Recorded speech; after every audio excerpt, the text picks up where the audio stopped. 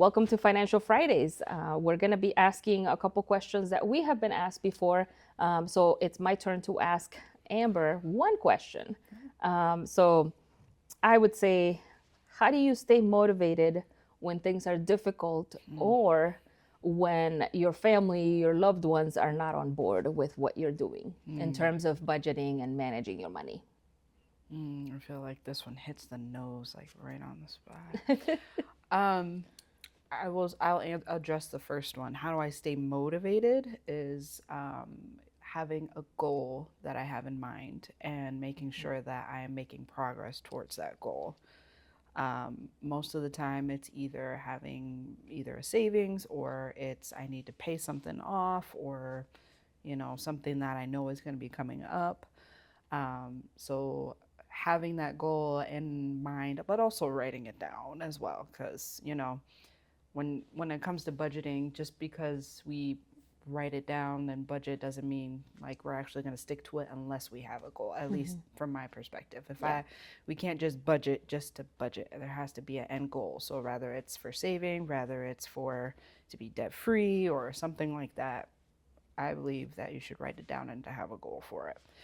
Now, when you don't have other family members or people on board, I will say it is very difficult because it does add another layer of difficulty because budgeting is already like a diet. And then if you don't have people that are supporting you on your diet, so if you have people bringing in like home repair services, bringing in donuts and such to the break room, and you're trying to be on a diet, it's a little difficult, right? So I think it's just voicing what the goal is, especially if, not everybody is on board, and letting them know that, which it can be a difficult conversation, especially if it's family members, trying to make sure that everybody knows what the goal is and the reason why you're saying no. Although you don't have to, because no is a complete sentence, but sometimes you just have to remind people,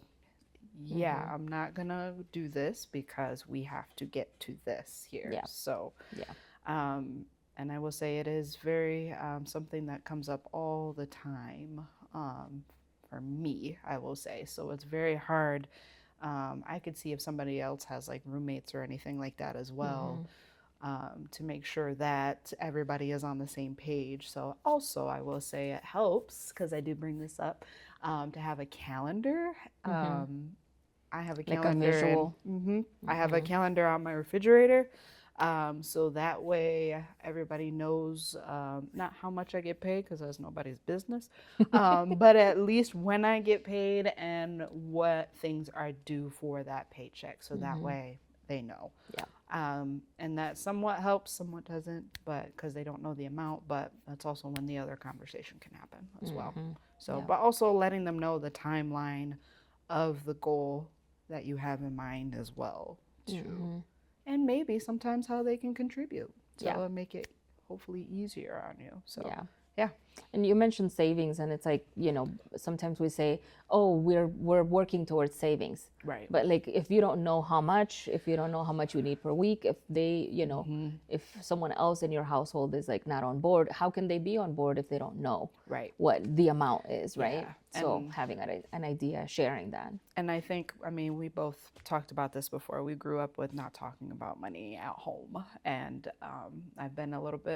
I have been very vocal about it since, working in this industry as well.